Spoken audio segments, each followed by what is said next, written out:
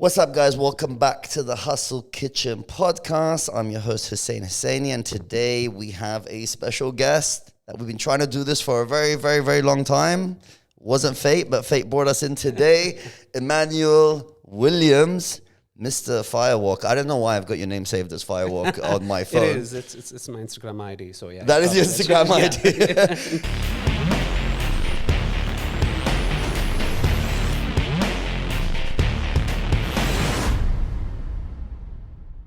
Thanks for coming on today, Emmanuel. Thanks. So let's start there, actually. Right. Why Firewalk? All right. So when we started whatever I'm doing, which is, inspiring people and empowering people, the whole thing was about, the premise was built on motivating someone. And I was wanting to have something like very energetic, very vibrant, because that was something that was me. And I felt there was a lot of energy required. So I was like, what kind of a name could I come up with? We realized that it's Firework is something, what my social media handles go by that, especially Facebook, Instagram. Then I realized that I wanted to build a personal brand more than building an organizational brand. So when I sat with my branding consultant, we actually figured out that it's best to go with my name. And then, so eventually it evolved. The Instagram largely remains there, but not quite sure how long it will be there. So you don't actually do fireworks with people? No, I don't. Because I've seen fireworks like Tony Robbins and stuff. They do they do the fireworks. Isn't life enough already? I mean, do you really want to walk on fire? I think it's like hot coals or something. I don't know. Like they just run across. No. I mean, that I've been asked this. Like, you're not the first person to ask me this. And since I come from India, there's this whole traditional worship to deities in India where people actually walk on fire and things like that. So large people can relate to that back home, but no, that's not my funny enough, they do this in Iraq as well in religious ceremonies, Islamically, and I didn't know this. I think like they're just getting more advanced with their celebratory techniques. So Emmanuel, what do you actually do? Good question. Give you an elevator pitch. So I have been in the area of developing people all my life. Right. So I started with the corporate side of learning and development and training and all of that. And now I am a coach. But it's been a journey. So I've spent about 18 years of my corporate life in developing people and largely worked with hospitality, retail, and service-oriented industries. Started in India, but a large part of my life, most part of my career has been in the Middle East. So I am a coach and I do power skills at the moment, and that's what we call it now. Power skills, yeah. So that's leadership and communication and emotional intelligence and things like that. This is what we call it post-COVID because... post-COVID, okay. Yeah, I mean, it was called soft skills earlier, if that's something that's... soft skills familiar. Yeah, so, but... Soft skills then applies to everybody. But power skills is mostly with people who are looking to be leaders and who've got a growth mindset, entrepreneurs, etc., who want to deal with complexity of other people, basically. So it refers to largely with people who've got some kind of work experience already or want to polish their skills in leading people where there's more power dynamics, I guess. So it's got like communication skills, it's got emotional intelligence, it's got... we have psychological subjects in that. So we do all of that, but largely what a layman could relate to is leadership and communication. So I go by that. So, but the micro niche is within the niche, if I can call that. Yeah, I get it. Right. So when you were in hospitality, were you in the training, HR? Like what role were you doing? I started with training, and I started with a very big brand back home in India. Which was a Sheraton, but it was a franchise owned by a very, very big organization called ITC in India. At one point, they were producing about 98% of India's cigarettes. India's cigarettes. Cigarettes, okay. Yeah. I know you can relate that too. I 100% relate. I was wondering if you had an ethical dilemma. I don't. No. Yeah, so I started there, and then I moved to the UAE. Yeah. And I was in training. I started with Spinneys, which is a very, very big name in the UAE. Yeah. It's like the Ostra equivalent. Yeah, they also have they have the liquor division, they have a division in hospitality and catering. So I was in the hospitality side. I was training people and I mean, I was there, moved on with different organizations thereafter, and then about 8 years in Bahrain right now. But Nice. in hospitality, largely we have training as an element that is required because it's all about behavior, right? So you go to a 5-star hotel and you expect a certain level of behavior from the employees there, and we're the people who make that behavior actually come to the person who's visiting like you to the hotel. So that's where I started. Then I realized that what I enjoyed the most was to work with people who've got a large level of life experience already and somewhere stuck because of whatever reason. A lot of people are stuck because after 2020, the dynamics of leadership or the dynamics of dealing with people have become far more complex than they were once upon a time. There was In this which norm. sense? Yeah. There was this norm and rule by which people used to fall into a bracket. It was easier to deal with them. But now there's no one rule for anybody. There never was actually, but people were more largely falling in line with with what was there in place. But now it's very difficult to deal with people. So I think no matter how artificially Is that because intelligent people are become, more emotional now than they used to be? Yeah, people are They used more to be emotional. very simple and straightforward. Now they're a bit complicated. No, people are more creatures. emotional. People are more complicated, right? They don't know sometimes how to react to certain situations, and you can't anticipate anyone's behavior anymore, right? So and you're dealing with 3 different demographics of people in today's world, which not just me, but if you go onto the internet, you'll see we have the boomers born in the 1950s and the 60s and the 70s. Then you have the millennials who are born in the 80s. So that's me. Okay, and that's me too, right? So, and then you have the Gen Ys and the Gen Zs who were born in the 1990s and the 2000s. Are those the troublemakers? Okay. They're the complicated ones. Yeah, but they're also some of the most energetic and the vibrant lot of everything. More creative as well. More I see. creative. They just need good mentorship. That's what they need. And see, I'm going to be probably echoing a few philosophers, Simon Sinek, and all these people have spoken about this generation of millennials and the Gen Zs and all of that. But that is largely true. If you're working in a corporate and you're working with these people, then you understand that those rules don't fit them anymore. You've got to, different strokes for different blokes. Yeah. That's exactly how it works. What would you say is the big difference between like that generation, Gen Zs today, like in terms of like leadership, their mindset and like at work, compared to they don't us. like to follow rules to a large extent. So if there's a rule, it's got to make a lot of sense to them. It's got to make logical relevance to that, or they don't stick around for a long time because it just doesn't make sense to them anymore. So, and this stems out from bad parenting and instant gratification as a culture, be it food or entertainment or dating, sex, everything, right? So there's a lot of instant gratification today than there was 20 years ago. So that is what gives them the mindset that they can have it all and they can have it in a very short span of time. Yeah. And like you were telling me some time back, you want your kids to know what it is to be in the real world of how to face life. Yeah. Not too many parents think that way. Right? Yeah, because I'm a victim of this as well. I'm guilty of this, as well. Right. Where it's like we overprotect our children in this generation. Okay. You know what I mean? Okay. It's like, when we were growing up, you just go out on the streets, go do whatever with the other kids. Your parents don't really care, you know what I mean? Right. No one's worried, you're going to get kidnapped or something's going to happen. Now we're like overprotective and like people... And kids spend more and more time at home, and they've got all these devices which we never had growing up. Absolutely. So we had to be more creative and imaginative with our entertainment, right? And this is creating a soft generation that's confused. And the confused part, I would say, is a lot to do with the social media, which again, our fault for giving them the tools and the access to it. Right. When you go on TikTok, for example. But if you don't give them access, they're going to get it anyway. So yeah, I mean, but the problem is okay, so. Let's take social media as an example. So like on Instagram, right, you see what you follow. It's just simple, right? So you're connected with people you follow, you're seeing their content. With TikTok suggests content. YouTube suggests content, right? So with the problem with suggesting content, they're seeing real random, different people, different parts of the world. Some things are in line with our values, some are not, right?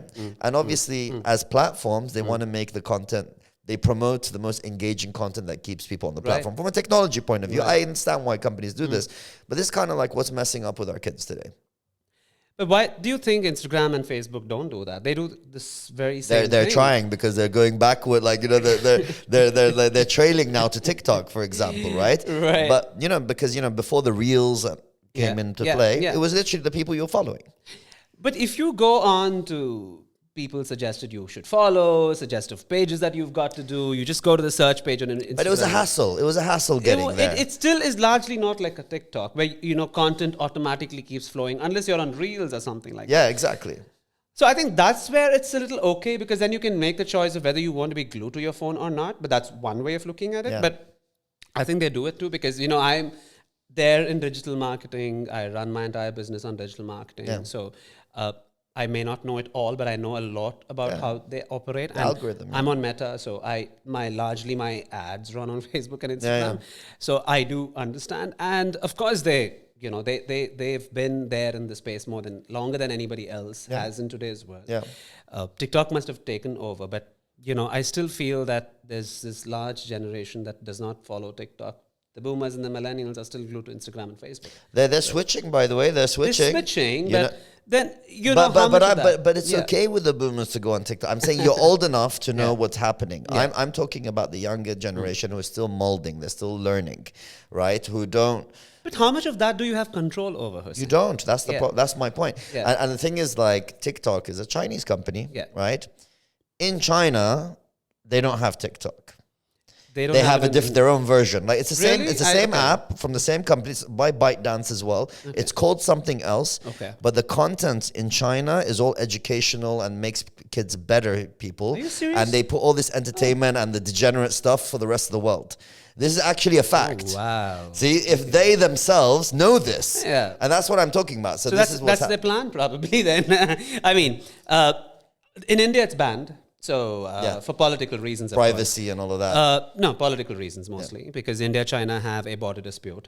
And so therefore, security issues relating to cyber attacks, etc., etc. Yeah. So India's banned it for a long time right now. So, but I'm in here, so I get access to it. But I don't spend my time on TikTok. In fact, I don't spend a lot of time on my social media. My marketing agencies do, to a large extent. Okay, that's a giveaway, but but I do spend time on Facebook because I've been there for a long time, and I understand what you're saying, but I feel like whether you one likes it or not, I think that's the way to go. You don't have an option anymore. No, you don't have an option. My point of the whole thing was that, this is what's softening the kids, and that's why I'm like, yes, they should be out in the real world. Go live that struggle in like a different but city. then Go you explore the world outside of the screen. It's not necessarily softening. You have an Andrew Tate who's not going to talk to you about softening stuff, and I'm not okay with that, but it's there out there. You're going to be teaching things to your kids which are not all right. I'll be honest. I love the fact that my kids watch Andrew Tate. You know what I mean? Because you should see, if we call him a extreme on one side,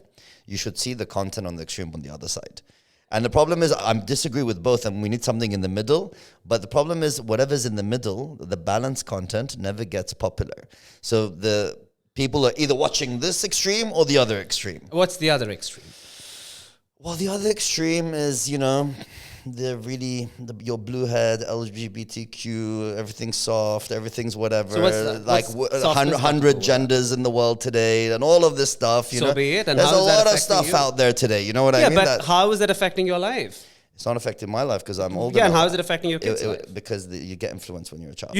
How do you think you get influenced? So you're thinking get Andrew Tate doesn't influence? I mean, Of course he does, yeah. Of course he does. And you really think that catching your wife or your girlfriend's neck and strangling her is all right? That's exactly what he got popular with. By the way, obviously that was out of context, right? And that was, if the actual clip was something different, right? But forget the extreme stuff, which obviously Right. the dark humor, which Right. obviously he's a smart marketer, right? That dark humor is what got him from That's being what he nobody is, to yeah. being the most popular man in the world, right? Yeah.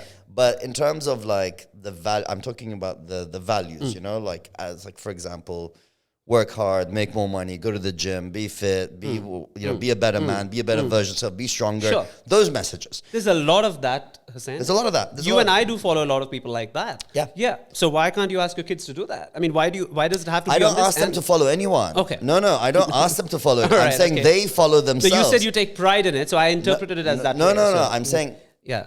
like I said, Yeah. people on either extreme become popular, so they naturally get to everyone's Right. screens, Right. right? It's like, Yeah, and I see what you're saying. Yeah. I see your point. Yes. like and the reason Tate got so popular was because of that dark humor. He got popular with the young generation. So the guys you're talking about are the people I would follow. You know what I mean? Because when you're older and you're trying to make yourself better and you think about your life, your work, and everything, I'm saying he tapped into that younger generation. And that's why, like, they really want to cancel him, because he's influencing tomorrow's future. In a not so great way, in my opinion. But then Each to their his own. own. Yeah. I mean, because you can have aggression, but what I coach people on is how to manipulate your aggression to make this world a better place. You can be a leader if you want to, but take your aggression in the right way. Yeah. And you need to respect people. That's what they want. And today's generation wants that.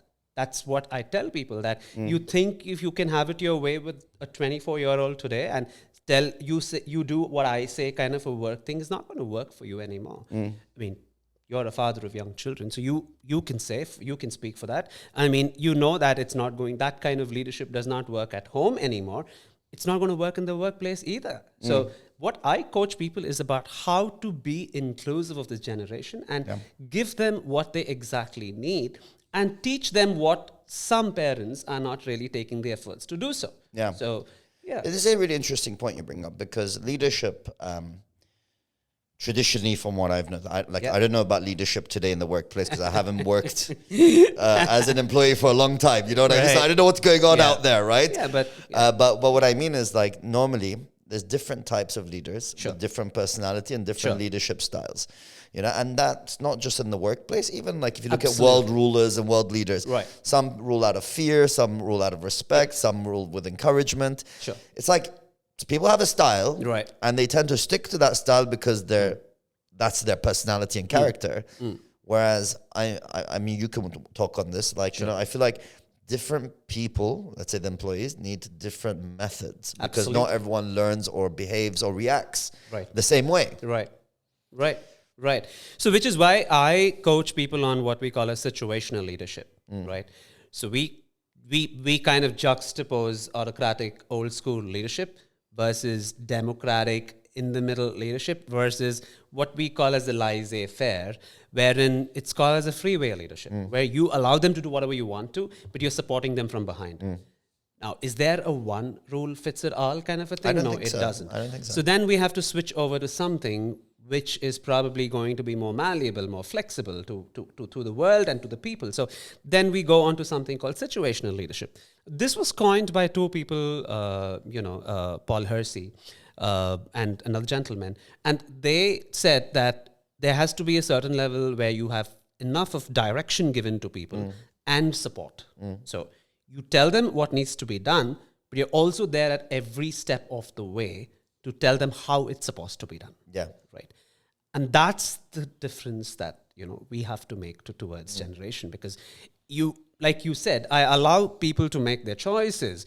But these choices have to be in the favor of the organization, because we're talking about people working for an organization. So then how do I make them see the right and the wrong and what is good for the business versus what's not good for the business is by nurturing them, by being there as you've got to play the parent ego. In psychology, we say that, right? So you've got to be there as a mentor and tell them that this is not all right. So, and at the same time, you've got to hold the strings where you got to hold them. I mean, you've got to have the control where you've got to have control. So it's all about establishing authority in the right way without having to shout, being aggressive, being over-demanding and uncompromising and unreasonable. All of that. I mean, without having to do any of that. And that's what I coach people on. That's amazing. That's amazing. Because I know, like, for me as a personality, right.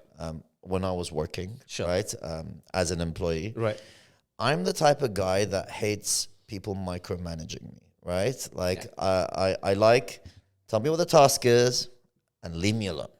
right? If I don't complete it, then feel free to come and say what you want. But don't micromanage me. Don't be on my head. Give me my freedom to go and execute. So that's just me, right? So I would assume, okay, and then maybe that means other people. People initially when you're young and naive, you think everyone is similar to yourself, right? And then you learn very quickly, very fast that they're not. So then you're like, cool, treat people like the way you like to be treated, and you notice nothing gets done, right? Because they take advantage of that freedom, some people need to be micromanaged. Some people need to be need to be more strict with them or more threatening in terms of you'll get fired or whatever. I don't know. Different people behave differently. Absolutely. And that's where I specialize, right? Just one instance of how you were speaking to your employee right now told me that you're not a micromanager. So I study people's behavior basically. And the way you treat other people is where I assess who you are. So that's good enough. And I'm also a communication specialist. So the way you speak to other people speaks volumes of who you are, right? So I saw the way I've seen how you've interacted with me in the past and how you kind of bring people to speak right in between and speak their minds yet.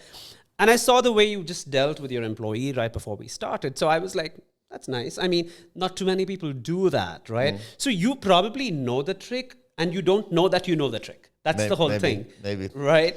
But not too many people have that. You've probably seen a lot of the world. You've probably traveled around. You've probably... I mean, I've dealt with a lot of people, right? So I think one of the things, I mean, personally, I think, and I kind of pride myself just to myself, right? Is I think I can read people very well.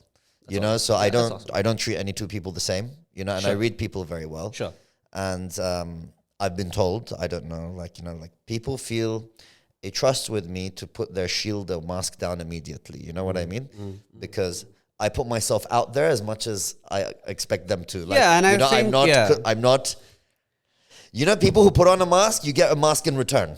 Absolutely. If that makes sense. And that's where people like you and me are going to have a problem because we do not have two sides to us. We probably are showing ourselves who we are and we're bearing it all there, but the world's not ready for it yet. Right? So as much as you see it on social media, you can be who you are, all of that jazz. Just go stand in front of 10 people and say who you are and see how many of them are ready to accept who you are. Yeah. For whatever you are. I'm talking about just speaking your mind many times about, I'm not talking about anything controversial. Just tell people okay, I am this kind of a person. I'm going to bear myself and talk about myself to you. Would you be accepting of my personality? Would you be accepting of all of these things? Not too many people are going to be that. I mean, and I get told a lot these days that I want to hear it from Immanuel because his feedback is more legit, right? Whether it's public speaking or... I go to Toastmasters and I break the norm. I'm like, I don't like the way you all give feedback. I don't like the way you operate because I don't know how to sugarcoat things. Yeah. So if you're going to ask me to sugarcoat it, I can't do it, right? Well, is there a way to give feedback? Yes. Is there a way to give constructive feedback? Yes. I coach you on that. I teach you how to do that with people. But I'm not going to sit here and say everything is so fair in this world when it's not. It's not. I mean, it's not a fair world. Exactly. And I can't beautify your flaws. I'm sorry. That's not who I am. I respect that, by the way. Right. I respect people who tell you how it is, as it is, right? Because there's no bullshit in the middle, right? Absolutely. I really respect that. Right. I do sugarcoat things, okay?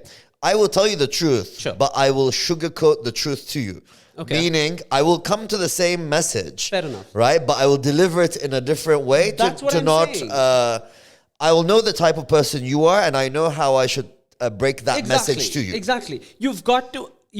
The approach has got to be The approach is different. The conclusion is the same, but the approach is different. Exactly. You can speak your mind. There's absolutely nothing wrong with that. But you have to also check your audience. Is your audience actually ready for it? Yeah.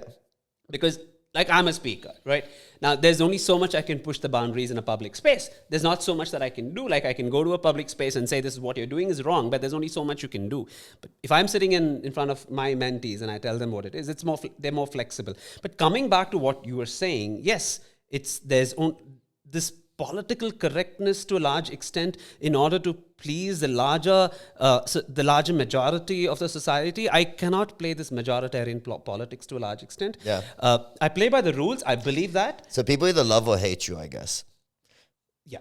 You know, you I have don't you have know that about the character. I feel like but yeah. no, but you know what I mean. Like Yeah. I feel like you have that personality. You know, I can put off people very easily. There have been people who've walked up and said, Emmanuel, the first time I've met you, I thought you were very intimidating. Yeah. So, you know, you do come across that way, by the way. Like I tell you, I don't know if that's a compliment or a... No, you know, I read people well, and I was like, Right. you have that. You know what I mean? And it's like that's why I'm like, your personality is like, people are either gonna love it, Yeah. or they're gonna be like, okay, too intimidating for me, sort of thing. Yeah. But you know what? That's what people look up to in me, because they come to me. But they'll respect you.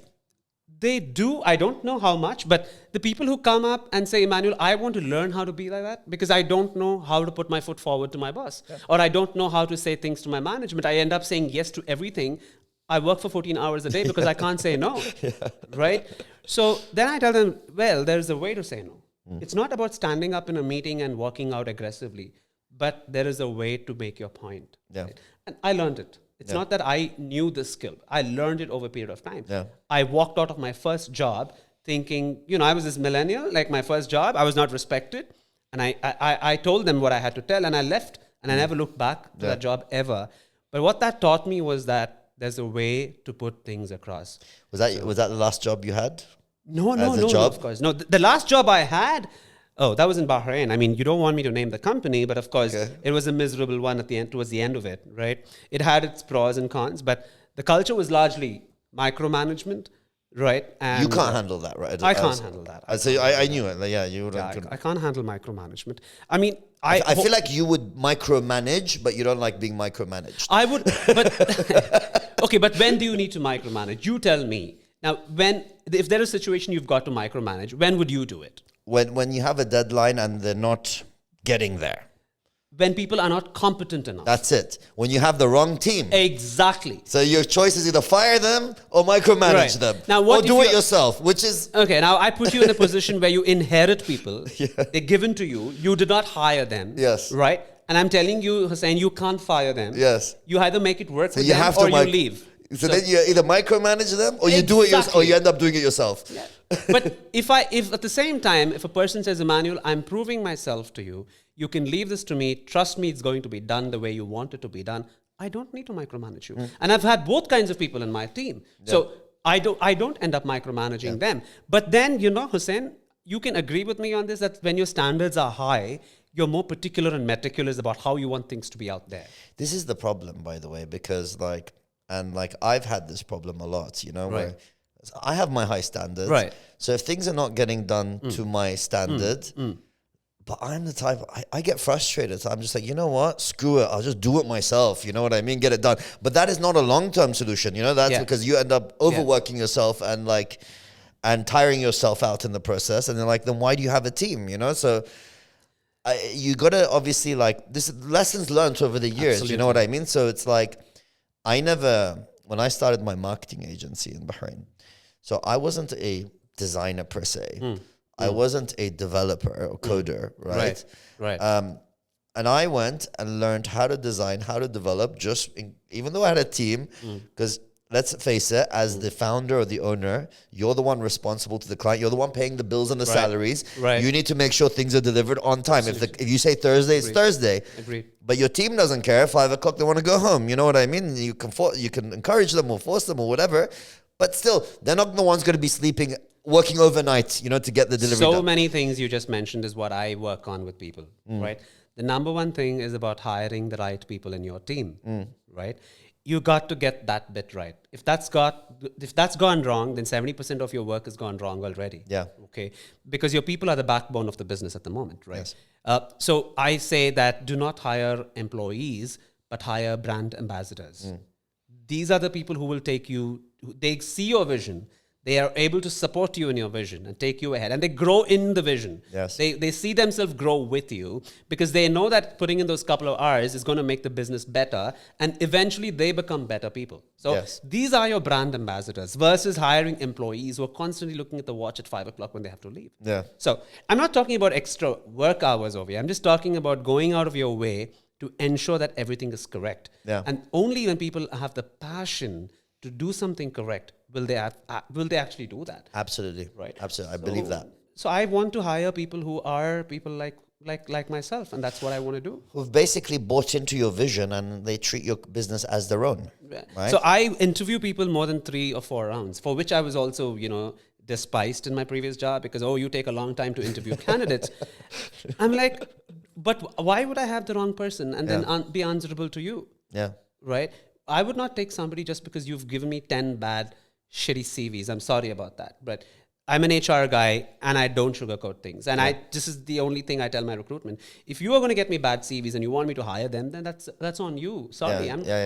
I'll sit here for 3 hours and do extra work, but rather than getting somebody, hiring them, paying a salary and still doing the 3 hours of work, I might as well do that right now. So I don't mind waiting for another month to get somebody on board. So what I'm saying is, Hussain, as an owner, as an entrepreneur, as a leader, you have to hire the right kind of people. Absolutely. And this is not measured by one way. So. Absolutely. And I think you can add your comment here, but like for me, I noticed, like obviously from years of experience, right.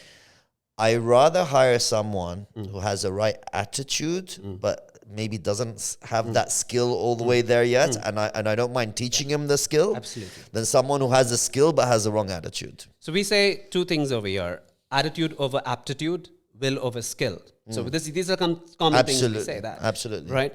I'm not going to take a non-skilled employee, but I would take a semi-skilled employee Who has the potential to learn. Absolutely. Yeah. And the willingness to do it. Right? Absolutely. So if you don't have it, I mean, you can be, a Bill Gates and have a shitty attitude for all I care, but I don't want those kind of people working with me. And I'm pretty clear about that when I hire people. And I build a rapport in the process of interviewing, and I do more conversations with them. So then I understand their whole outlook from different perspectives. Yeah. So I don't go into the interview 1 hour and say, if I hire this guy or I reject the candidate. I don't do that.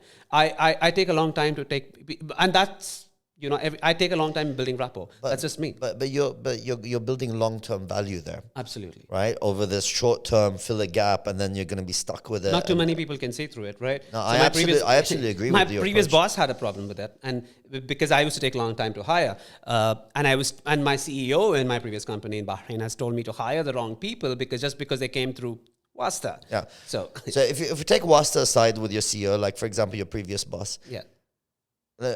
I'm assuming he wasn't the owner of the company. It was a lady. Or she. Yeah. And the owner of the company was a micromanager himself. So but I'm saying that lady who told you just hurry up and hire is not the owner, right? Is not the owner. Because an owner would be like, no, I need the value to give me the return. Yeah, but when it's not your own business, sometimes you're like, come on, let's go. We've got to fill in KPIs here. Not all business owners know how to lead. No. Yeah. But all business owners care about how much I'm spending versus how much I'm getting. No. Lead or not lead is a different story. That's the whole thing with this place. Really? Yes. You would be amazed to know that money was not a prerogative in terms of how much was spent. Okay. So yeah. Explain. So if money is not the priority, is it the execution, the return, No, it's the whims and fancies of the business owner. Just having a big team. Yeah, having a big team could be there, or I can sit on this CV for the next 2 months and not approve it, or I can sit on this invoice and not do it, and things like that. I'm saying a lot of controversial things on this. I don't know. Facts. Just talking facts. Yeah. So, and this is exactly what is the problem with leadership. I tell everybody that not all business owners are great visionaries, probably, but they're not necessarily good leaders, right? So if I come to you and you're my boss and I tell you, listen, you've got to approve this invoice, you've got to do this, you've got to put your signatures on, and you leave it on your table, and I come to you every single morning, and you've kept it for 30 days, what is the impression you're giving me? I don't have money to pay it. And what's important to you is not important to me. Yeah. Right? Yeah. So we're not on the same plane of thinking. And because you're the business owner, I'd much rather not question you about it. Because then I'm going to come across as audacious, probably lose my job. I probably would have, be questioned. And I was always a disruptive leader. I would go and I would tell people that this is not right. Because my job was to correct things. And I was a trainer. I was a quality guy. I was a coach. This is what I was doing. But just like how people tell you, tell me all the truth. When you tell them the truth, they cannot handle it. This is what every woman will tell you in a relationship. And this is what every boss will tell you. Oh, tell me, what is wrong? Let's correct this. Yeah, And we have open door policy, please. That's another thing. The open door policy is what? I mean, when the doors close, you know they're gossiping about you. That's the whole problem. It's a trick. It's a trick, by the way. We have open door policy. Tell me how you feel. Okay, I think we need to get rid of this guy. Oh man, there's open door or closed door does not necessarily mean you have transparency. This was what was there in the organization as well. But there was less than 10% transparency in communication. Nobody would know what the next step would be, right? There was no communication given. Why? Because they always wanted to have secretive policies. They would, this is confidential. Yeah. What is confidential? Oh, we just don't want you to know. That's all. We just don't want you to know because, and then you'll call everyone a family member. I mean, since when did going to a workplace become family? I mean, it was always there. If you looked at it, many organizations still have this habit of calling their team members as family members. That's bullshit. I'm sorry. I mean, you don't let your family down when there's a problem. You don't fire them and you don't hire them. Family does not work that way. So the dynamics are so not in that line of what you're talking about. So who are you kidding? I mean, come on. This is not a family. You have profits. Are you sharing it? I mean, a father doesn't take all the money and keep it somewhere else and let the children starve in the family, then say that I'm a family man. Yeah. So don't give me this bullshit. I'm not going to buy this anymore. So I was a disruptive guy. I was against the organization saying family, but I had to fall in line because I had to save my job. But then there would be times when I'd sit and say, oh my God, this is such an irony, right? Like you're just like not even telling that guy is going to be fired tomorrow and you're calling yourself a family. And eventually I parted ways with the organization in the same manner. We didn't have transparency towards the end. Yeah. And all they did was to not be transparent about it. And you give your entire life to somebody and then you feel betrayed, just like how you have a breakup or a separation or a divorce. It's similar when you part ways with a company on bad note. So 100%. That I always tell people ex-jobs are like ex-girlfriends or boyfriends. So that's how it is. 100%. I always left my jobs on good notes, by the way. Yeah, good for you. I can still call my previous employers and be like, what's up, you know? Yeah, I do that. Doesn't really mean I don't do that. But I never got fired. I'm the one who leaves. Good for you. I'm glad you could say that. So even in that relationship, it's like the one who leaves is like feels like they can come back and talk to the one they left. But on the other side, it's not going to be as smooth. No, I don't go back. I mean, once you're done and dusted, you're done and dusted. But I do keep in touch with people, including my previous leaders. I do keep in touch with them because you never know what life is going to take you through again. And you have to keep in touch with people. Yeah. Good, bad, and ugly. It's not the only place, Hussein. I've worked for several toxic places. Yeah. Okay. And I've handled different kinds of leaders and different complications. But of course, if you are not the person who's going to fall in line all the time and say, yes, sir, 3 bags full, sir, then there's a problem that's around the corner. That's not too long before you get the problems coming your way. I noticed this, by the way, because I'm not that guy, right? And I'm not the guy who's like, it's not even just about saying yes, sir, but it's like in my previous jobs, so it's like, okay, saying this is my role, cool. Right.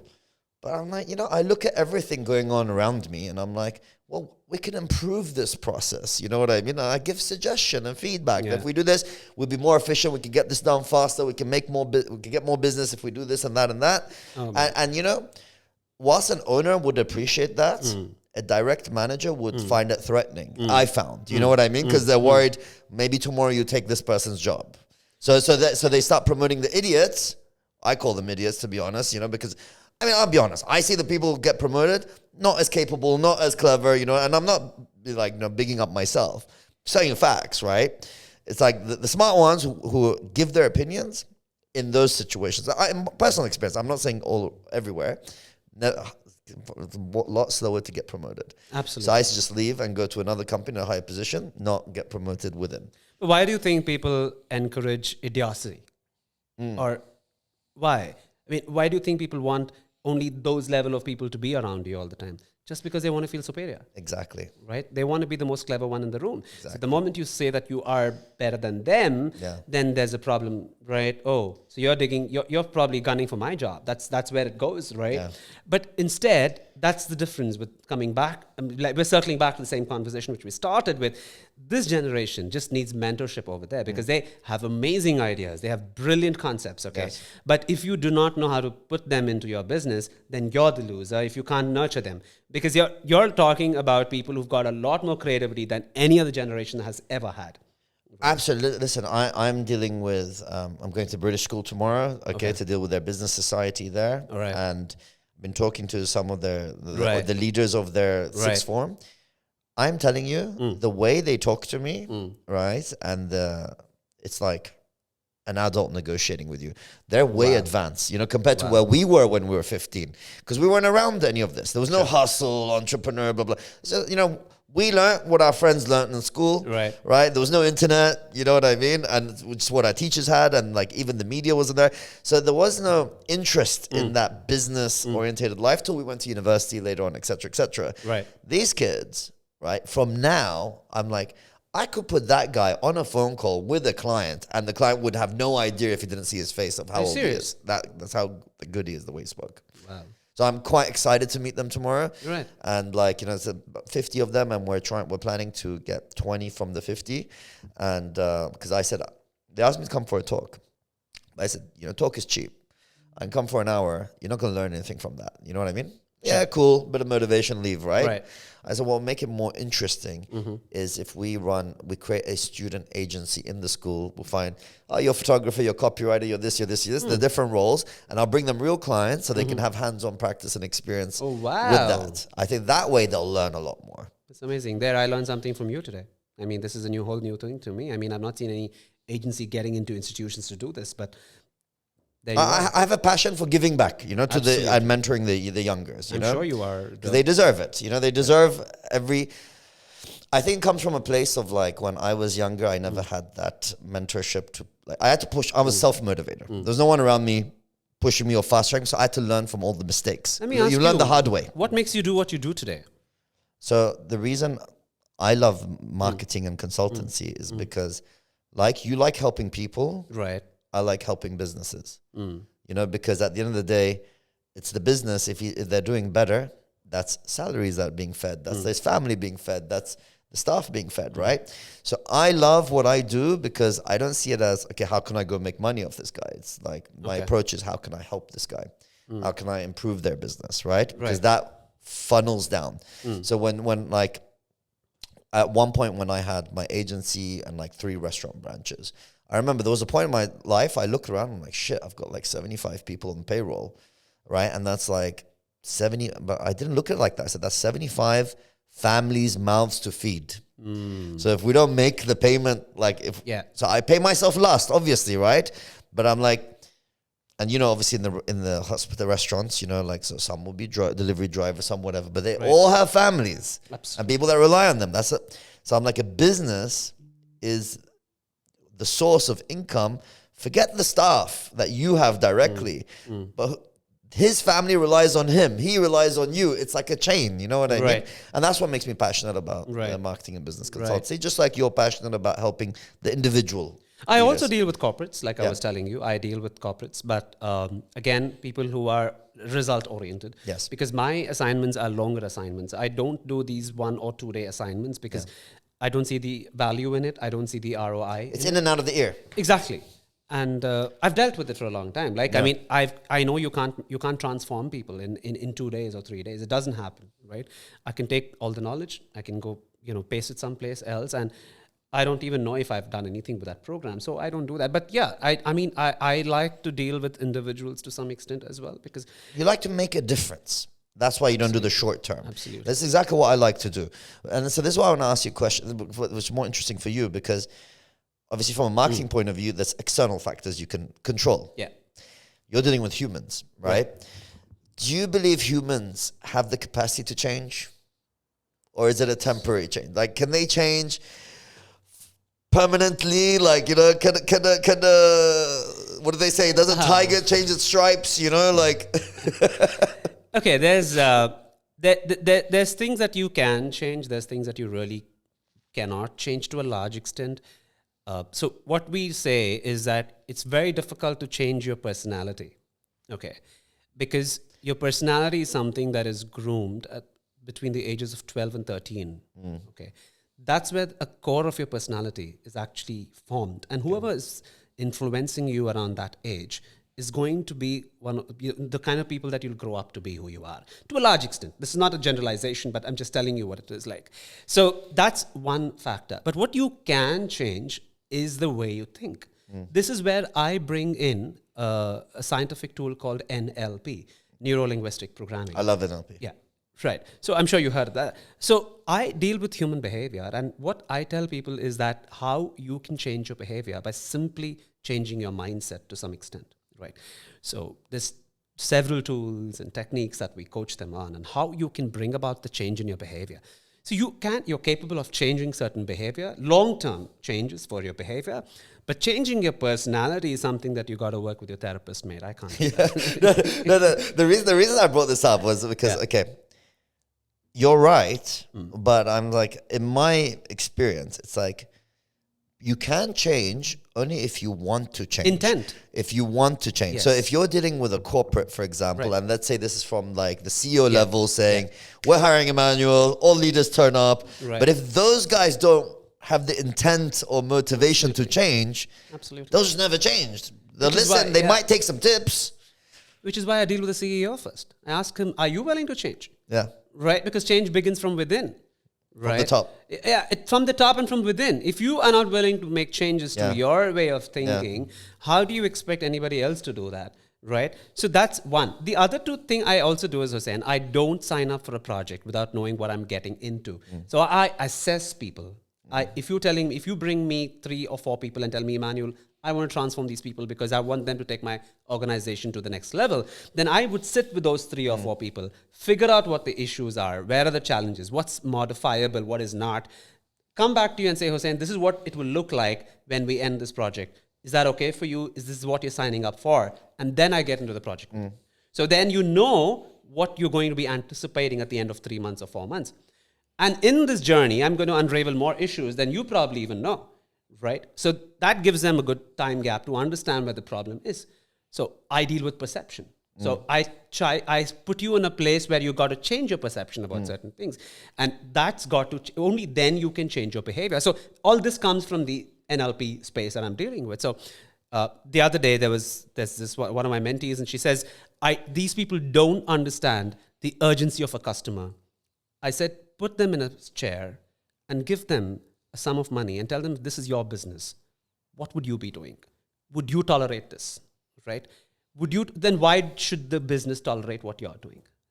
Yeah. So therein you bring about a change in perception. So then you start re-examining your values, your integrity, and the way you operate within the framework. And then you start increasing your frame of reference. And then you start building on that. So this is the kind of behavioral change you can actually bring about when you bring people to reflect on their shortcomings, which is, by the way, affecting them and the business and their teams, et cetera, et cetera. So you're probably reaching to the business in a direct way. I'm probably going through the most complex way, which is to get the people to fall into line with the business. It's more easier. People are complicated. People are complicated. Absolutely. Products are simple. People are complicated. And that's why it drains me all the day, because I sit with people with different complexities, and they're dealing with more complex people than they are. So then they're dealing with toxic bosses. They're dealing with cultures that do not permit them to even like step out without telling where they're going, or, clock in and clock out. And we're talking about senior management here. We're not talking about juniors or, freshers or graduates or things. Even they shouldn't be going through these things. But what I'm saying is you would micromanage at that level more than you would do at the seniors. But trust me, the world's not changed as much as we think it has. That's insane. Yeah. I always assume like after post-COVID, businesses today, you'd assume are more lean and mean because of everything they've gone through. And like they want more efficiency out of every point in their business. Right? So have attitudes changed since then? I think the attitude has changed in terms of bigger companies, organizations that have said, okay, we've got to change the way we treat our people. Right?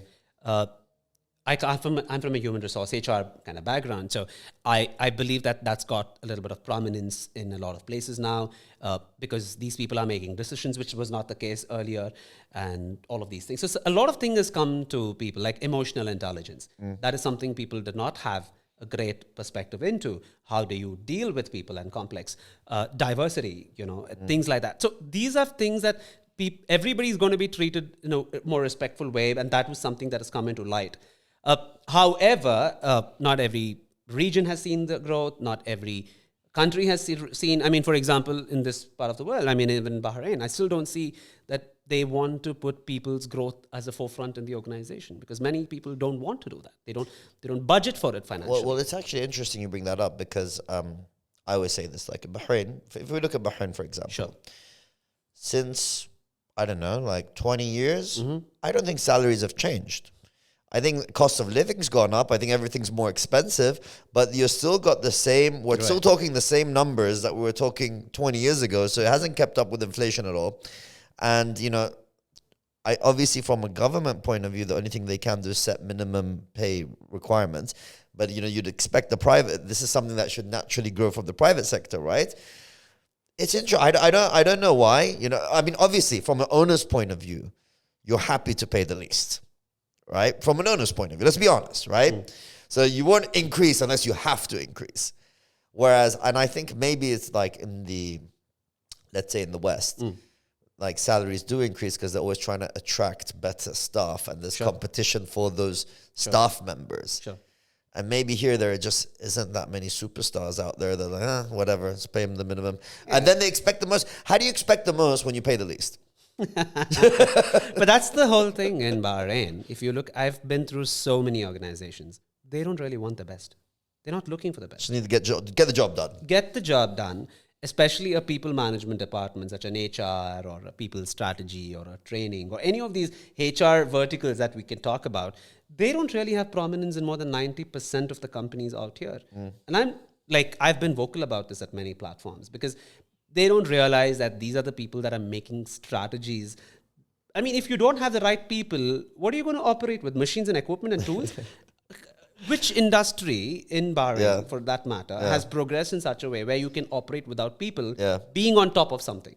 They must be really happy that AI is developing in a really cool way now with ChatGPT. Like, we never need these people in 10 years' time. No, I mean, I'm just saying that. So, and organizations have not found a way to even budget for people's development. They don't even have that. Oh, we want to develop our employees and take them to the next level so that the organization can go to the next level. No, that's not there. There's no vision. There's no vision for growth. So here's what I want you. Okay, I think this is a great point that you bring. So why don't you explain to our audience, okay, like a company that you've walked into, what they were, how they were before, and like with that training development of the leadership, what impact they had, and was there an output difference as well? I don't know if you have any like case studies on that. So there have been experiences in my work life where I have made differences to the organizations, but then that would be like me blowing my own trumpet and telling you what I kind of achieved. No, the reason I'm saying that is because whoever's listening and wondering why do I need to improve or train my senior leaders, right? I want them to understand, if you do this, yes, you can, obviously your staff efficiency goes up, which affects the bottom line, which makes more money, whatever it is. Like, do you have any stories like that? See, this is a double-edged sword. This is a double-edged sword. I'll tell you why. Because a lot of the people who said we can train, we'll bring in a difference to your company and organizations, left them high and dry without any results. Right? So if I come to you and I tell you, and then you bring in another person who's coming and telling you, you've tried 2-3 people, it's not changed anything in your company, but you've invested $500,000. Why would you go for it again? Yeah. Because you've kind of generalized that this is not going to benefit me anymore. So there's this tie to the story as well. So this side of the story is not very great either. No, I'm talking from an Immanuel Williams story. So what I'm saying is, I've worked with organizations where I've realized that the problem is not just limited to what they're saying. Okay. So then the work also doubles according to that. Now, like you, I don't work for money. Money is a byproduct, but I do charge people for for whatever it is. Exactly. So I end up making a difference to that individual sometimes there's only 2 or 3 people from an organization that they can afford to put on a program. They probably don't want the entire thing. So if you were to ask me, I have made differences to organizations when they have given me the entire lot to work with, right? Increase in customer service, increase in satisfaction, increase in product quality, sensitivity, work ethics. That's another thing that's really, really That's important. a big one, work ethics. Why should I come to work on time, right? Why can't I take my 25 sick leaves in a day, in a year? So, well, because I mean, I don't want to bash on everyone out there, but you don't want to go in that direction. But you know what? I speak my mind. Yeah. You know, a lot of Bahrainis who complain about jobs, right? And then a lot of them count the sick leaves as holiday time. It's like, I got to take those 25 days or whatever it is as like holidays, like even sick or not sick, you know what I mean? Obviously, I'm generalizing, right? But if you want to talk honestly, right? Like, and, you know, you're going to get hate for this, but like in Bahrain, forget expats, Bahraini employers, business owners, again, they will not say this publicly, but this is no secret, you know what I mean? Or the private conversations. Yeah, why you hire Bahrainis that don't have the work ethic? They're going to turn up on time. They're going to like da la la la la. You know, this is why they this is why they prefer expat workers, because purely from a work ethic perspective. Do you know what I mean? And that's the general perspective. And like with Bahrainis, you have amazing guys, and then you got the lazy guys. And it's like you're spinning the wheel. You know what I mean? You don't know which one you're going to get. I have to be very careful in the way I respond to your. This is why I'm saying you don't need to respond. I will no, because this is something like obviously like recently. I'll tell you the most interesting thing. Before, when I was like getting CVs for unemployed who looking for jobs, the CVs were horrible. Okay. Right, and I'm talking a couple of years back. Right. So you're like, you know, the experience crap. You know, like. The way it's written is horrible. You don't even want to interview the person based on the CV. You know, like next. You know. Right. Today, like you know, because I'm actively involved with trying to get the unemployed trained up to place them. Right. The CVs I get today, I'm shocked, bro, because they're actually experienced, great CVs. You'd hire any of them if you look at them, and they're all unemployed. Like the economy, I don't know what's going on at the moment in Bahrain in terms of the economy. Turns out there's a lot of highly skilled unemployed people out there. Maybe there's just not enough jobs. I don't know. Like what's going on? Like that's why I said maybe COVID. Everyone's lean and mean. Don't need to hire as much. You know, try to operate with small teams. You know, right, Hussain? We really haven't come out of it completely. Right, businesses haven't really recovered completely. Right. Whoever's taken a big hit, especially the larger the business, the bigger the hit was. So obviously, bigger businesses are very hiring with a lot of restrictions and a lot of diligence at this time because they don't really want to do the same thing all over again. Yeah. They don't want to be letting people go in that speed anymore. And obviously, it's going to take another few more years for them to recover all the money that had lost. Yeah. Hospitality, for that matter, right? Anything, whether you take the airlines or you take the restaurants, everything was practically hit. Basically, right? So what you're saying is right. There are a lot of people who are skilled and are not being employed, but there are some great jobs which do not even reach the skilled people to a large extent, right? Because there's still the Wasta thing that goes around. There's people who get hired by references and all of that. So there's a lot of advertisement that does not happen either. So there's two sides of the story. This is something I always tell. Some people are looking for great people, great hires, and they don't get the great people. And some great people are there looking for jobs and they don't get jobs. They're not connected. Yeah. You know, it's like that's the interesting thing. Like, so for example, we have a community called Sales Nation, right? And so we have a WhatsApp group. Okay. There's like 167 members in there now, only for the last few weeks. Okay. Right? It's an amazing community, all very positive, hustlers, business owners, sales, whatever. Right. Anyone who wants to hang out with like-minded people that are interested in improving their lives and improving their work, right? And you know, with all the people who say there's no jobs, every day they're posting, I'm looking to hire this, I'm looking to hire that, I'm looking to hire that. We don't know how to find these people. You know, like they wouldn't be posting, because people are still going to your mates, right? If you're looking to hire someone, you send a couple of WhatsApps out, you know, probably come bother to go through the whole LinkedIn, whatever process. You know what I mean? So yes, there are jobs. And sometimes when you want to hire, okay, so for one of my business partners, he's So I want a marketing director, and he's willing to pay a really good salary. He's asking me, do you know anyone? I was like, are you applying online, like putting the job ad out online? You know what I mean? So it's hard for them to find those skilled, experienced people, like you said. Absolutely. Somehow there's a platform missing or something. I don't know. No, I mean, it's just that, a lot of people don't even know whether their job search is going correctly, whether they're taking the right directions or not. They just think they're going to send an application online. They don't realize that there's like 1 million people applying for a particular job. And this is exactly that's one part of the story. And this is the saddest part that's happening in the recruitment is AI is filtering out CVs right now. Okay. Yeah, through the machine learning of reading the CVs to match the requirements. Absolutely. And that's a disaster because guess what? I've seen people worse than me getting employed when I was looking for opportunities after my last job. And I just found this is why am I getting so many reject emails? When I have then I realize that it's not people who are sitting through and rejecting your CV. It is an artificial machine that's doing it based on the inputs they've probably given. Yeah. So one of the criteria last year, I don't know if this has changed in 2023, up until last year, jobs in the UAE were available only for people who were inside UAE. And that was a criteria that was to reject your CV automatically. So anybody who was applying from outside UAE was not finding a job inside the UAE unless, of course, they were humanely hired. Proactively. No, this is exactly my point. Yeah. So it's like, you need to be proactive out there. Absolutely. It's not that there's no jobs out there. Yeah. And by the way, like that was the thing, because this comes up a lot in conversation. I'm like, I don't think that's the majority of the case, right? If you're dealing with, for example, a company that's serious about their business, they want the best person for the job. They don't want the mate. Those mates, maybe in like ministerial, whatever, where no one's taking that ownership of profit first, let's say. You know what I mean? In the private sector, people want the best person for the job, right? Because you want to increase productivity and make more money. Yes, if I say it's like for like, I know this guy, right, I don't know this guy, but they're very similar, right, then you hire the guy it's natural that these things can happen. But the bar is low.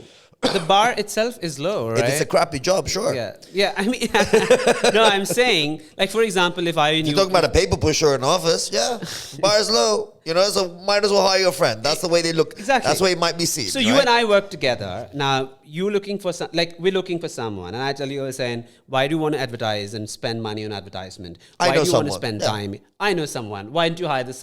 I'll give you a bunch of CVs. And I take your word for it. Exactly. As a friend that you're saying he's good. Exactly. And what's your frame of reference? The 5 CVs that I've given you, probably not just one friend. I've given you 3 or 4 CVs or whatever. You've not got beyond to look for the right person. You're like, okay, let me choose within this 3 or 4. Why do I have to waste time? And this is exactly it. So let me break it down for people to understand how it's on this side. Sure. So I put a job ad out. Yeah. Okay, whether it's on LinkedIn or whatever, any platform, I'll get maybe 3 to 500 resumes. Am I going to quit my job and go through all these resumes? No. Right? So what happens? What actually happens in my life? So I don't have a dedicated HR person, right? So I'm the owner, so I will go through it myself. Here's what actually happens. The first 20, you're excited that you're getting CVs, right? You'll open each one. Maybe 50. The first 50, you look at them. Then you just keep getting more and more. And they're like, man, I shouldn't have put my email address there. I see it as spam after the first 50. The first one that matches my requirement. So it's a numbers game. It's like if you're in the first 50, your experience matches what I'm looking for, then you're getting a call. Right? But you could be the best candidate ever, but if you're number 200, I didn't even look at it. Yeah. Right? Sure. That's why you're not getting the call. Not because you're not good enough. Sure. So I always say, if you're unemployed and you're serious about getting a job, don't rely on sending CVs on job sites. Yes, you can do that. But how about a phone call? I've done this. I've done that. Right? I'm like, when I was looking for a job, actually, it wasn't even for me. It was for my brother. Right? He was unemployed. So you know what? I went on a job site. Cool. Boom, boom. Because he wasn't getting any calls back. I call, I see, okay, this company is hiring. So I call whoever the HR is. Can I speak to the HR person? Sure. And I pretend to be him. You know what I mean? Like, yeah, my name is Kaz, listen, you need to interview me immediately. I've seen your role. I'm the right guy for this. I'm going to improve you by this. I'm going to smash all targets. You're going to wonder, why didn't I come to you sooner? Just very blunt, very cocky, very confident. that's the brilliant It's thing to do. different. Yeah. So they're like, come immediately. And I send them to interviews. I sent them to 5 interviews that day. Right. Just by doing those cold calls to those people and being like, one company was like, oh, sorry, we've already filled the position. I was like, oh, you've already filled the position. That's fine. But you know what you're missing out on? This. You know, you can create a new position. And they're like, yeah, come for the interview. Wow. Right? Wow. Because That's you're good. selling yourself to Right. the thing. If you are looking for a job, think of it from the employee. Go into the employer's shoe. Don't be in your shoe. Right? Oh, the world is unjust. Oh, it's all wasta. Oh, no one cares about me. Boo fucking who? You know, like what you need to do is Right. put yourself, flip the roles, like Yeah. you said, you know, flip the perception. Yeah. Right? Yeah. So say, I'm now the employer. And I got 1,000 people, CVs by email. How do I stand out? You And gotta if you sell- figure that out, You got you to got sell a job. yourself. You're the product that you're putting yourself into the market. When you're an employee, you're the product, and who's wanting to buy you is a question. Absolutely. Look, one of my best hires when I had my flash deal startup, my tech company, I wasn't even looking for sales guys. I already had a team. Okay. This guy comes, knocks on my door, right? And I was like, I don't even have time for him. My manager, my friend, he sat with him. He sat with him and he's like, Hussein, you got to sit with this guy, right? I was like, why? He's like, he reminds me of you a lot, you know, like came from London. You're young, you know? I was like, really? You know? Oh, whatever, I'll come sit with him. So I sat with him and he just cold came in, selling himself to me, you know what I mean? That blah, blah, blah. Wow. And I wasn't even hiring, right? I didn't even have a position. I was like, you know what? Cool. Think you're cocky? Great. Here's a couple of brands. Today's Thursday. If you come to me on Sunday and say you got a contract signed with any of these names, the job's yours.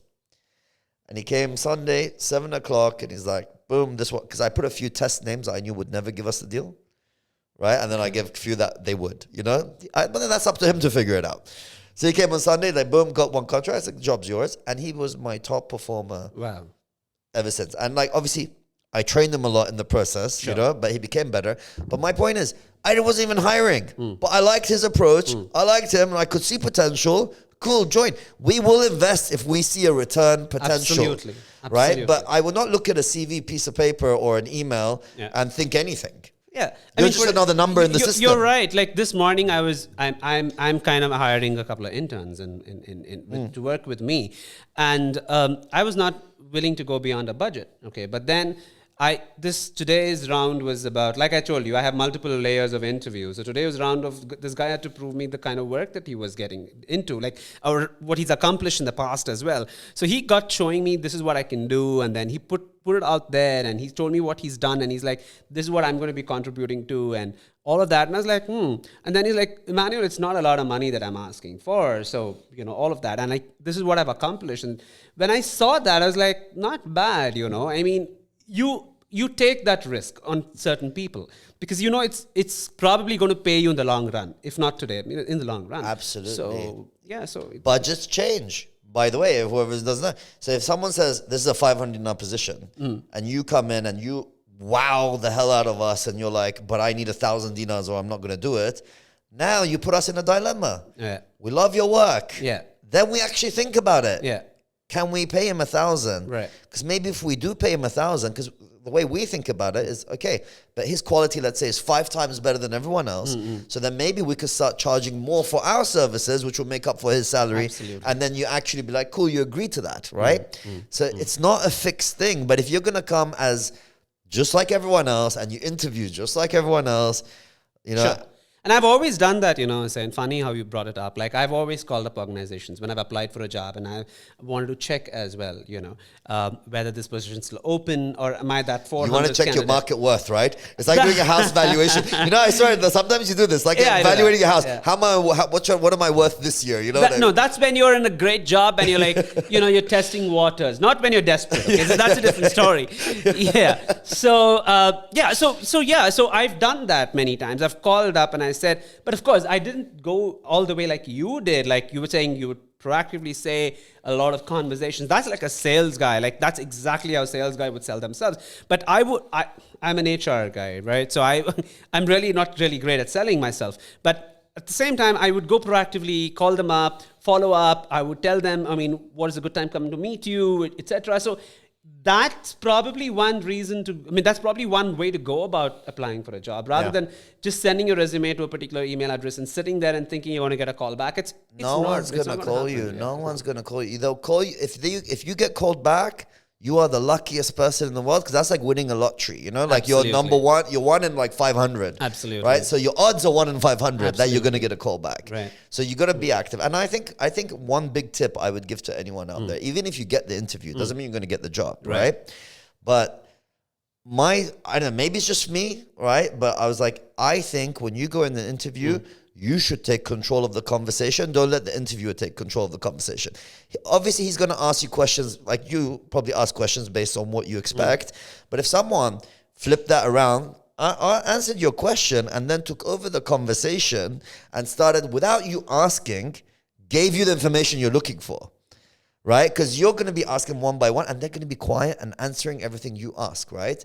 But if I came in and I'm like, okay, so Immanuel, you asked like, okay, so what have you done in the past? I've done this, but by the way, I have great skills with this. I saw what you did with that, and I can improve this. I got a couple of ideas to share, blah, blah, blah, blah, blah. Now I'm taking control of the conversation. That's going to impress the hell out of you.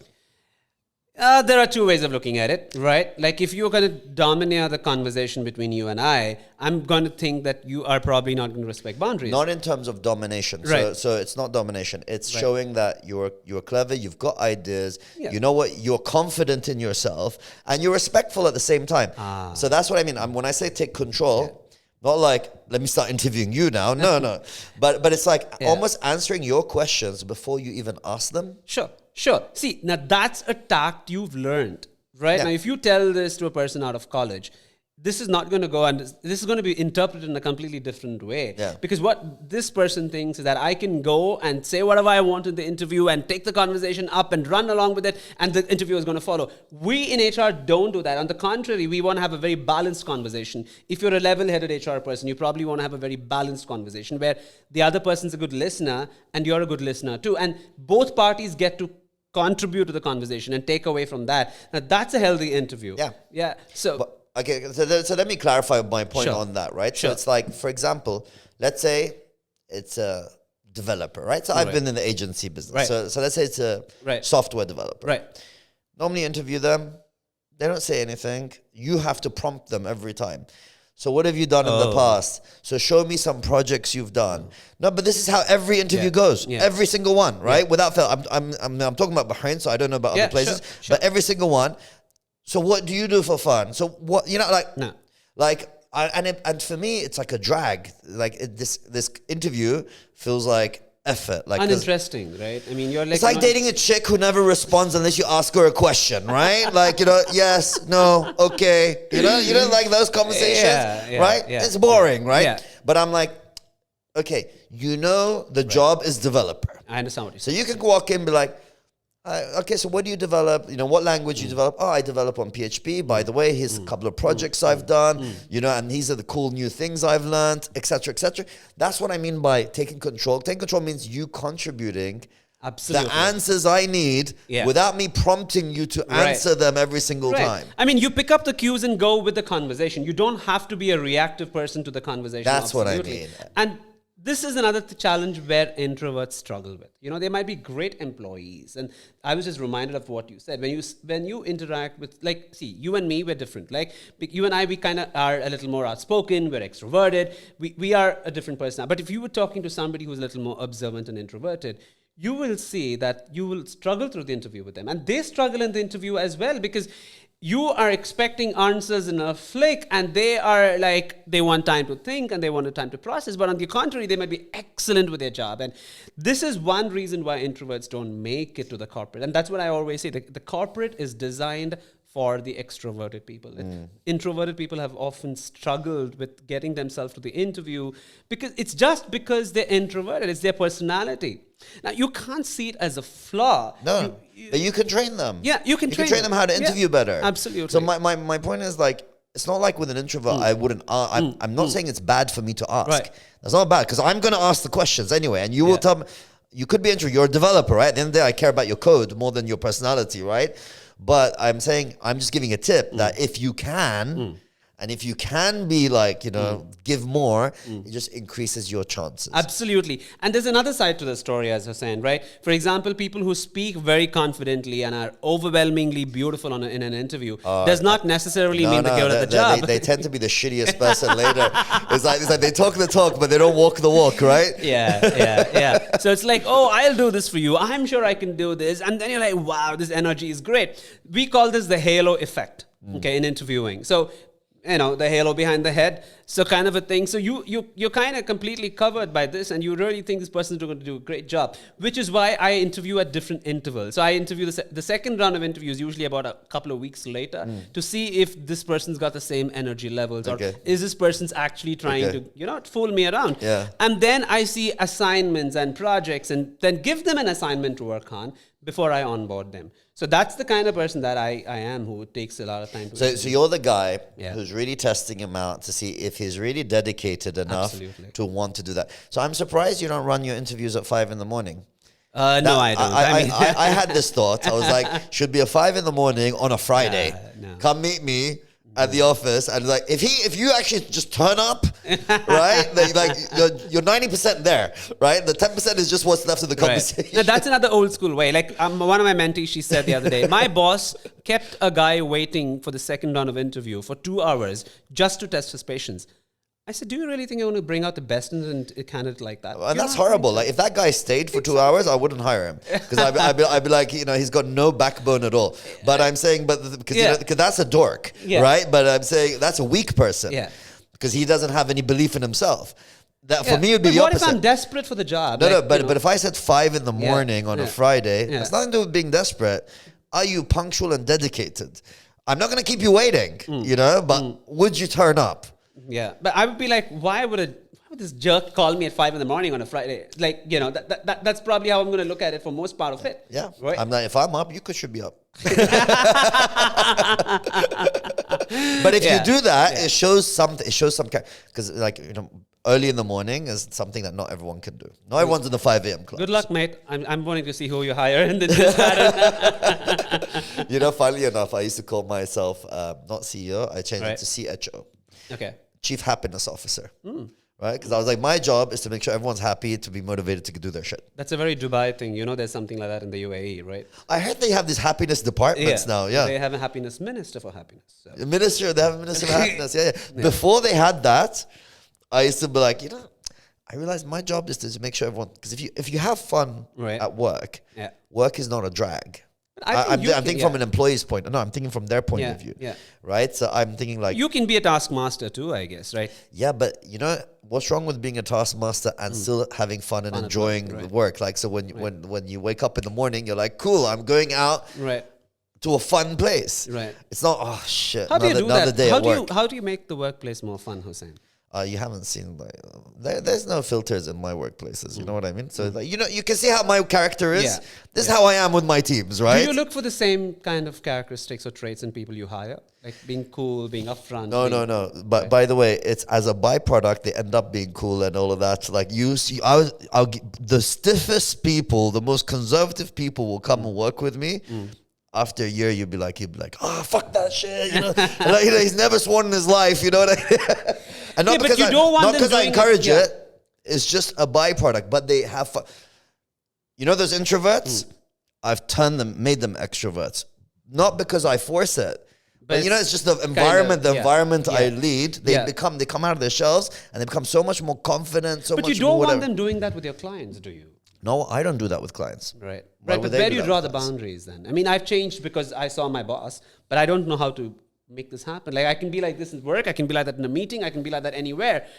You are seasoned, you know how to do it. But if I am a 22-year-old seeing you that way, I think this is the way to behave. I'm going to just take up to you. So how are you going to correct me? They understand. Right. In front of client is this. When client's not there, be yourself, have fun. But tasks need to be done on time. Deadlines are serious, right? Just because we've got a serious deadline doesn't mean, okay. My brother-in-law, he runs a very successful IT agency. He's the opposite of me. So he is an introvert and he's a very serious guy, right? And when I go into his office and I'm like, it's like a library in there. I can't sit more than 5 minutes, right? I was like, I go and I'm like, okay, today I'm going to work from his office. I take my laptop with me, I sit down. That feeling when you're in the library that you're like, I can't say anything. You know what I mean? Right. It's like, bro, I can't handle this environment. Oh, wow. Because we're opposites in personality. Right. So I run my ship based on the way I am because I like, because of the, this bubbliness you see, this is how I like everyone to be around me. Creative side of things. And he's a very like serious. So you see his team like obviously is very, become very serious because that's just the environment. But you're also on the creative side of things. Probably that's something that's like required in your line of work as well, where people speak out and are contributing and are. I had developers. So let's say his team are all developers. So I had the most conservative, most introvert developers. Some are very religious from like Bahraini backgrounds. You know what I mean? And then they become like bubbly later, right? And then and the thing is, it's also a filter because some people will come there too serious. They won't enjoy working there. Sure. Right? So it's like. Cultural fit. It's a cultural fit. Yeah. There's a specific culture. Right. Right? Because I didn't quit my job to run a business to go into a library.